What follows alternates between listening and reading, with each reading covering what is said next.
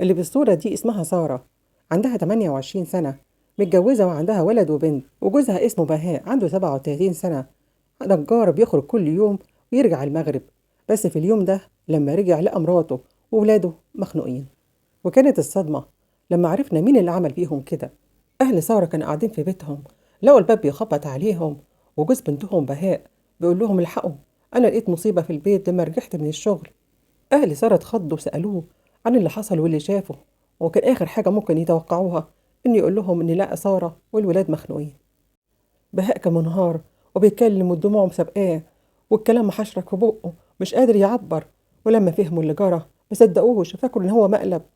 أهل سارة جروا على البيت وفتحوا الباب بسرعة، لقوا سارة نايمة على السرير، والولد والبنت كانوا مخنوقين، وسارة باين عليها إنها ماتت بقالها مدة. الأهل بلغوا الشرطة اللي جم بسرعة وجعينوا الجثة، وبدأت التحريات وبدأ سؤال الزوج وكل اللي يعرفه الأسرة دي. الزوج أكد إن هو رجع ولقاهم بالحالة دي، بس بمراجعة الكاميرات ما لقوش أي حد غريب دخل البيت. ولما سألوا أهل سارة اللي كانوا محتارين والحزن مليهم، قالوا إن كان في مشاكل بتحصل بينه وبينها، بس مشاكل عادية بين أي زوج وزوجة، وكانت ساعات بتغضب وتيجي عندنا ويصالحها ويجي ياخدها. وبسؤال الجيران قالوا إن كانت بتحصل مشاكل بين سارة وجوزها وكان بيسمعوا صوتهم. ولما الشرطة عاينت البيبان والشبابيك لقت كل حاجة طبيعية، يعني اللي دخل البيت دخل من الباب. وفي التحقيق مع بهاء قال حاجة غريبة، قال إن هما كانوا بيلاحظوا تسريب في الغاز وكذا مرة قفلوا المحبس.